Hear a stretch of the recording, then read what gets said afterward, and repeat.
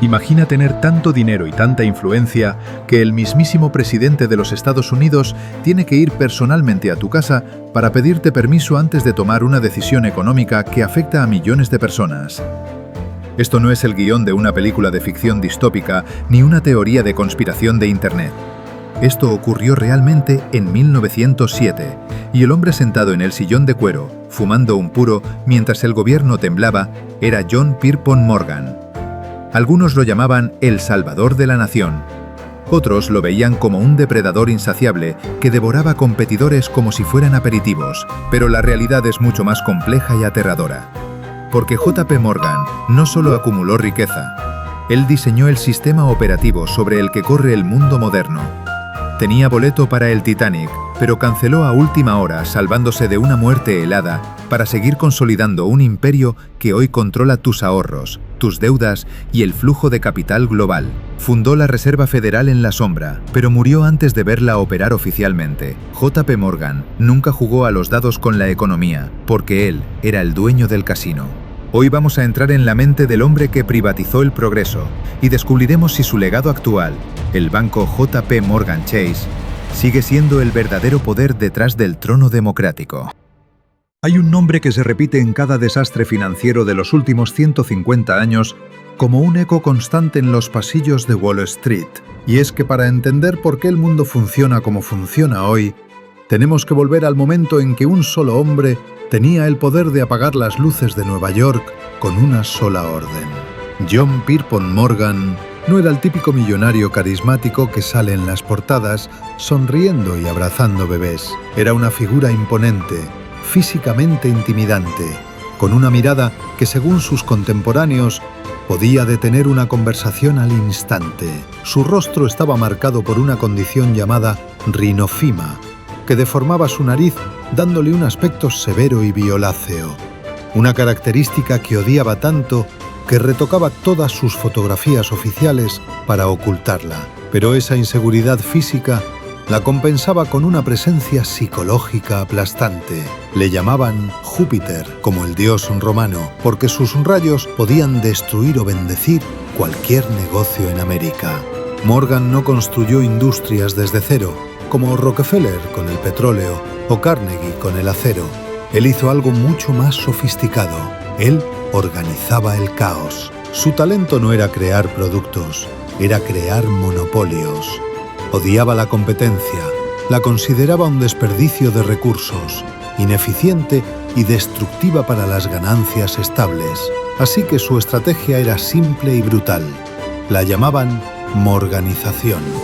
Consistía en comprar empresas rivales en guerra, fusionarlas bajo una sola dirección, despedir a los gerentes ineficientes y controlar los precios del mercado a su antojo. Para él, el orden era más importante que la libertad de mercado, y el orden siempre tenía un precio que él cobraba. Pero más allá de los negocios, su psicología era una mezcla fascinante de devoción religiosa y materialismo extremo. Iba a la iglesia episcopal fielmente cada domingo, cantaba himnos con fervor y creía genuinamente que su riqueza era una señal de la providencia divina, una confirmación de que estaba haciendo el trabajo de Dios al ordenar la economía. Al mismo tiempo, compraba arte con la misma voracidad con la que compraba ferrocarriles. No compraba cuadros individuales, compraba colecciones enteras de aristócratas europeos en decadencia, trayendo a Nueva York tesoros que hoy llenan el Museo Metropolitano de Arte. Era su forma de decir que América ya no era una colonia cultural, sino el nuevo imperio, y él era su emperador. Esta mentalidad de control absoluto se extendía a todo lo que tocaba, y aquí es donde entramos en el terreno de las leyendas y las realidades incómodas. Se ha hablado mucho sobre su conexión con el Titanic y con Nikola Tesla.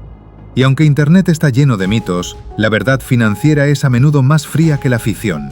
El caso de Tesla es el ejemplo perfecto de cómo funcionaba el cerebro de Morgan. Morgan financió inicialmente la torre Wardenclyffe de Tesla, fascinado por la idea de la transmisión de radio global. Pero cuando Tesla le reveló que su verdadero objetivo era transmitir energía eléctrica inalámbrica y gratuita a todo el mundo, Morgan no vio un avance humanitario, vio una amenaza a su modelo de negocio. La leyenda dice que Morgan preguntó simplemente ¿dónde pongo el medidor? Y al darse cuenta de que no podía cobrar por una energía que cualquiera podía captar con una antena en su patio, cortó los fondos inmediatamente. Tesla murió pobre y olvidado en una habitación de hotel, mientras que la red eléctrica cableada y medible, basada en cobre, se convirtió en el estándar mundial, un estándar del que Morgan y sus socios se lucraban enormemente. Esto demuestra que para Morgan, el progreso tecnológico solo era válido si podía ser monetizado y controlado. Y luego está el Titanic. Era el dueño de facto de la International Mercantile Marine, la compañía proprietor de la White Star Line, propietaria del barco. Es un hecho histórico que Morgan tenía una suite reservada para el viaje inaugural y que canceló su pasaje a última hora alegando problemas de salud, aunque fue visto días después en perfecto estado, disfrutando de sus vacaciones en Francia. Las teorías conspirativas sugieren que sabía que algo pasaría, o que quería eliminar a rivales que viajaban a bordo como John Jacob Astor, IV o Benjamin Guggenheim, quienes se oponían a la creación de un banco central, aunque no hay evidencia documental de que Morgan hundiera el barco a propósito. Lo que sí es real es que la muerte de estos magnates eliminó obstáculos significativos para la creación de la Reserva Federal. Un año después, sea suerte o destino, la realidad es que Morgan siempre parecía estar en el lugar correcto, o en este caso, ausente del lugar incorrecto para salir ganando. Pero su verdadero poder no venía de barcos ni de torres eléctricas, venía de su capacidad para estrangular la economía si así lo deseaba. A principios del siglo XX, Morgan logró lo que parecía imposible: el monopolio perfecto. Controlaba simultáneamente el transporte a través de los ferrocarriles, la infraestructura a través de la US Steel y el capital a través de su banco.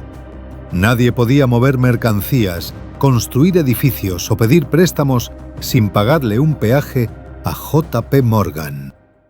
La creación de US Steel es el ejemplo supremo de su poder. Morgan quería consolidar la industria del acero, así que se acercó a Andrew Carnegie, el hombre más rico del mundo en ese momento, y le pidió un precio por su imperio. Carnegie escribió una cifra en un trozo de papel: $480 millones, una cantidad astronómica para la época, equivalente a cientos de miles de millones hoy. Morgan ni siquiera parpadeó, aceptó el precio, estrechó su mano y le dijo: «Señor Carnegie, quiero felicitarlo. Acaba de convertirse en el hombre más rico del mundo». Con esa compra, Morgan creó la primera corporación de $1.000 millones de la historia, una entidad que producía 2/3 de todo el acero de Estados Unidos. Tenía más poder económico que el propio gobierno federal. Los críticos lo dibujaban como un pulpo gigante cuyos tentáculos rodeaban el globo terráqueo, estrangulando a los trabajadores y a los pequeños empresarios, y no estaban muy lejos de la realidad. Morgan creía que una élite de hombres responsables debía guiar el destino económico de las masas, porque según él, la competencia desenfrenada solo traía caos. Pero irónicamente, fue ese mismo caos el que le dio su momento de gloria definitiva y cimentó su estatus como el dueño de Estados Unidos. El año fue 1907. El pánico de los banqueros. La bolsa de Nueva York se desplomó. Los bancos comenzaron a quebrar uno tras otro, y la gente corría a retirar sus ahorros en masa, presas del terror. En aquel entonces no existía la Reserva Federal. No había un banco central que pudiera imprimir dinero para salvar el sistema. El gobierno de Estados Unidos estaba paralizado y casi en bancarrota técnica. Fue entonces cuando Washington miró hacia Nueva York y se dio cuenta de que solo había un hombre con la liquidez y la autoridad para detener el sangrado: JP Morgan. A sus 70 años, convocó a los principales banqueros de la ciudad a su biblioteca privada, una habitación llena de libros raros y tapices renacentistas. Imaginen la escena: los hombres más poderosos del país sudando frío, mientras Morgan jugaba tranquilamente al solitario en su escritorio, ignorándolos. Cuando finalmente habló, no fue para negociar, fue para dar órdenes. Morgan cerró la puerta de la biblioteca con llave y se guardó la llave en el bolsillo. Les dijo que nadie saldría de esa habitación hasta que pusieran sobre la mesa el dinero necesario para salvar a las instituciones clave y evitar el colapso total del sistema americano. Los tuvo allí encerrados durante horas hasta la madrugada, obligándolos a firmar cheques y compromisos de liquidez bajo su supervisión directa. Al amanecer, el pánico se había detenido. Morgan había salvado a la economía de Estados Unidos, actuando como un banco central de un solo hombre. Pero este acto heroico tuvo un efecto secundario oscuro. El país se dio cuenta aterrorizado de que su destino dependía de la salud y el capricho de un solo individuo. ¿Qué pasaría cuando Morgan muriera? ¿Quién tendría la llave de la biblioteca? Entonces esto aceleró la creación de la Reserva Federal en 1913, un sistema diseñado por banqueros cercanos a Morgan para institucionalizar ese poder de rescate y control monetario. Morgan no vivió para verla, pero su ADN quedó impreso en el sistema financiero global. Y aquí es donde damos el salto al presente, porque la historia no se repite, pero rima con una precisión escalofriante. Si JP Morgan resucitara hoy y viera el banco que lleva su nombre, JP Morgan Chase, probablemente sonreiría con satisfacción. En la crisis financiera de 2008, el guión de 1907 se repitió casi palabra por palabra. Mientras Lehman Brothers colapsaba y el mundo entraba en pánico, el gobierno de Estados Unidos recurrió nuevamente a la casa de Morgan, dirigida ahora por Jamie Dimon. Al igual que su fundador, Dimon aprovechó el caos para absorber a competidores caídos. Compraron el banco de inversión Bear Stearns por un precio ridículo de $2 por acción, inicialmente una fracción de su valor real, y luego absorbieron Washington Mutual, en la mayor quiebra bancaria de la historia de Estados Unidos. Tal como Morgan usó el pánico de 1907 para eliminar rivales y consolidar poder, JP Morgan Chase salió de la crisis de 2008 más grande, más fuerte y más sistémico que nunca. Hoy es el banco más grande de Estados Unidos y uno de los más grandes del mundo, con activos que superan el PIB de países enteros como el Reino Unido o Francia. Pero este poder conlleva las mismas sombras que perseguían al viejo Morgan. El banco ha pagado miles de millones de dólares en multas en la última década. Han sido acusados de manipulación de metales preciosos mediante técnicas de spoofing, creando órdenes falsas para mover el precio del oro y la plata, una práctica que habría enorgullecido al propio JP por su astucia y crueldad. Y no podemos ignorar las controversias más recientes y sensibles que demuestran que la ética a veces sigue siendo secundaria frente al lucro. El banco tuvo que llegar a acuerdos millonarios por no haber supervisado adecuadamente las cuentas de Jeffrey Epstein, manteniendo su relación financiera mucho después de que sus crímenes fueran públicos. Esto no es para demonizar a todos los que trabajan allí, sino para señalar un patrón histórico. Cuando una institución se vuelve tan grande que es demasiado grande para caer, las reglas normales dejan de aplicarse y la impunidad se convierte en parte del modelo de negocio. La pregunta que nos queda flotando es inquietante. JP Morgan murió en 1913 mientras dormía en Roma, y dicen que las banderas de Wall Street ondearon a media asta, pero su espíritu sigue vivo en cada transacción digital, en cada fusión corporativa y en cada rescate bancario. Vivimos en un mundo construido por él, donde la democracia política a menudo tiene que pedir permiso a la aristocracia financiera para operar. Si un solo banco tiene el poder de hundir o salvar una economía, ¿somos realmente ciudadanos libres o somos simplemente clientes cautivos en el monopolio que él diseñó?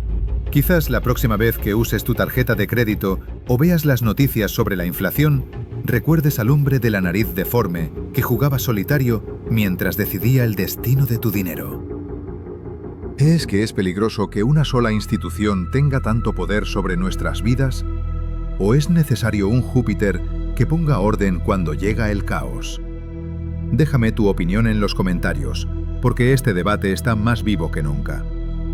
Si quieres entender cómo otros imperios invisibles controlan tu realidad y cómo protegerte de ellos, suscríbete y activa las notificaciones. No dejes que jueguen contigo sin que conozcas las reglas.